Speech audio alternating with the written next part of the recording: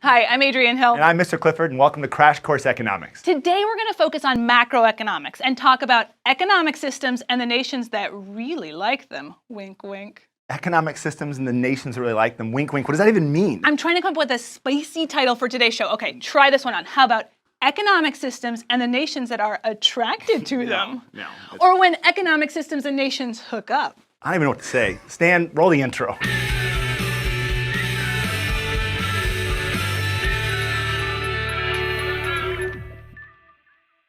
So to pick up where we left off, we all have wants. Food, cell phones, a good education, the $10,000 gold Apple Watch. But like the Rolling Stones tell us, you can't always get what you want. We don't have an infinite amount of resources like raw materials, workers, and time. So we have to make choices. Speaking of, who likes this? I'm gonna go change shirts. I'm gonna make another choice. So this shirt, it's way better, right? Anyway, we as a social order have to figure out three things. Number one, what to produce. Number two, how to produce it. And number three, who gets it.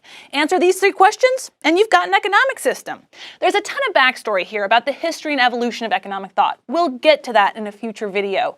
In today's video, we're gonna chat about the world today. Let's take a look at two different economic systems, market economies and planned economies. It all comes down to who owns and controls the factors of production. These are the major inputs required to produce stuff, and Karl Marx classified them as land, labor, and capital. He even wrote a book about it, Das Kapital. In a planned economy, the government controls the factors of production, and it's easy to assume that's the same thing as communism or socialism, but that's not quite right. According to Karl Marx, the theory of communism may be summed up in the single sentence, abolition of private property.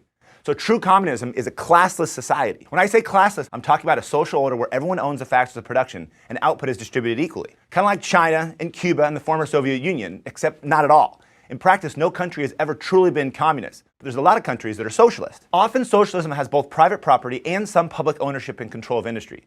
The goal is to meet specific collective objectives and to provide free and equal access to things like education and healthcare. In both communism and socialism, there is economic planning, and the government, usually in the form of some bureaucratic agency, helps decide what to produce, how to produce it, and who gets it. Now, if an economy is completely controlled by the government, down to the number of shoes that should be produced, that's called a command economy. On the other side of the spectrum, we have free market economies. In free market or capitalist economies, individuals own the factors of production, and the government keeps its nose out of the stuff and adopts a laissez-faire or hands-off approach to production, commerce, and trade.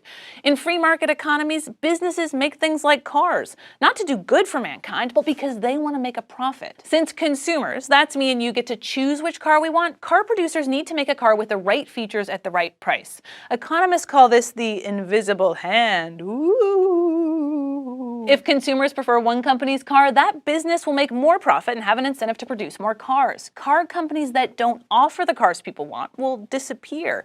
Maybe you've heard of the DeLorean? It was a cool looking car, but not a car that many people wanted to buy. Apparently it was expensive, underpowered, and poorly made. And it didn't actually travel through time. Anyway, this concept applies to all other markets like cell phones or shoes. Scarce resources will go to the most desired use, and they'll be used efficiently. More or less. After all, if a business is wasteful and inefficient or makes something that no one wants to buy, then some other business will make a similar product that's either better or cheaper or both. If there's no consumer demand for a product, resources won't be wasted producing it. We often take markets for granted, but look at the alternative. Assume instead that a government agency was in charge of deciding exactly which types of cars and cell phones and shoes to make. Do you think they could quickly respond to changes in tastes and preferences? If there was only one government monopoly producing cars, do you think they'd be produced efficiently? So the invisible hand of the free market is the idea that individuals and businesses meet society's needs when they seek their own self-interest. Competitive markets with profit-seeking businesses will have an incentive to produce high-quality products as efficiently as possible. In the words of Adam Smith, it's not from the benevolence of the butcher, the brewer, or the baker that we expect our dinner, but from their regard to their own interest. Now, it looks like the free market's perfect and we don't even need a government, but that's not quite right. There's a bunch of things the government must do because free markets won't.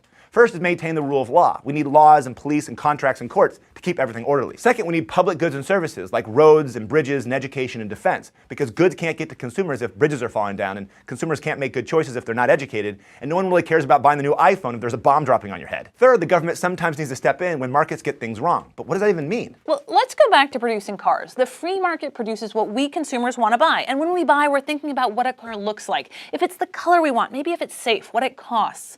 Most of us aren't worried about air pollution. We don't think much about who made our car, what they were paid, what the conditions at the factory were like. That's when government steps in to regulate production. In a free market economy like the United States, you might think that the government doesn't tell car producers what types of cars to produce and how to produce them, except that it does. Cars need to meet strict emissions and safety standards, and there are laws dictating how much manufacturers can pollute and how workers should be treated. And here's the big takeaway. Modern economies are neither completely free market nor planned. There's a spectrum of government involvement. For example, on one end we have North Korea. They have a command economy where production is entirely controlled by the government. On the other end we have countries like New Zealand. They have private property, few taxes, and few regulations. In the middle we have the rest of the world. So most modern economies are actually mixed economies with both free markets and government intervention. And a great way to explain a mixed economy is by looking at something called the circular flow model. Let's go to the thought bubble. A modern economy is made up of households, which are individuals like you and me, and businesses. Businesses sell goods and services to households in the product market. That's anywhere goods and services are bought and sold. The households need to pay for those goods and services, but where do they get the money? The households earn the money by selling their resources, like labor, to businesses. Now this is done in the resource market. The businesses use the money they earn from selling products in the product market to pay for resources in the resource market. And households use the money they earned in the resource market to buy products in the product market. But there's another key player in the economy, the government. The government also buys products and resources. For example, they'll buy cars from businesses and hire government employees like policemen to drive them. The government pays for public goods like roads and bridges and public services like firefighters and teachers. They also provide transfer payments to individuals in poverty and subsidies to businesses to produce things like fuel-efficient cars. But where does the government get the money? Well, you get some of it from taxing households and businesses, and you get some of it from borrowing. But we'll talk about that later. So basically that's it. That's the circular flow of products, resources, and money, and the interactions between businesses, individuals, and the government. Now, it gets more complex when you add in international trade and the financial sector, but for now, the simplified circular flow shows how the modern economy works. Thanks, Thought Bubble. We've established that economies differ based on the amount of government involvement, but it's important to keep in mind that economies can change. Over time, Denmark and Canada have adopted more elements of a planned economy, like universal health care. China, on the other hand, has added more free market elements to its economy, and now has less government ownership and control of production. So communist China actually has a socialist market economy. But which type of economy is better? And how much should the government get involved? It's hard to find support for command economies outside North Korea. And maybe some nostalgic Cubans and Russians. Those who support socialism would point out Denmark's high standards of living and low income inequality, but free market enthusiasts might point out China's massive economic growth and growing middle class after backing away from central planning. Ultimately, the optimal amount of government involvement depends on your personal values. For example, what, if anything, do you think the government should do to help people in poverty? Do you think it's up to each individual to provide for themselves, come what may? Or do you think the government should step in as a safety net and help pay for food and health care?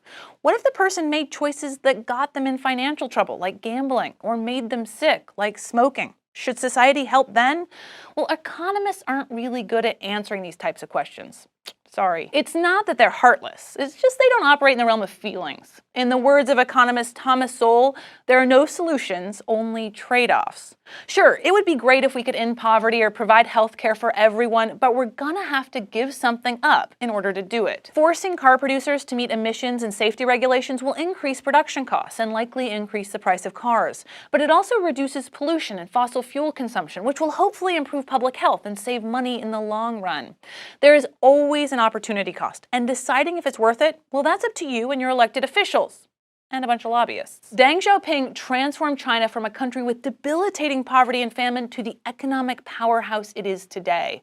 Regarding this debate, he said, "It doesn't matter whether a cat is black or white. If it catches mice, it's a good cat." Which makes me think about that green shirt. That was a good shirt. I'll be right back. So let's wrap this thing up. In practice, almost all countries are somewhere between the extremes of a command economy and a completely free market economy. That's because mixed economies seem best at handling the circular flow of goods, money, and resources. But the debate over free markets and government control will never end. Well, actually, it will end when humanity ends, because microscopic organisms don't divide themselves into factions based on economic theory. But anyway, that's why it's vital for you to be informed about the merits and the limitations of economic systems and be willing to support solutions that get the job done as opposed to getting stuck in one ideology.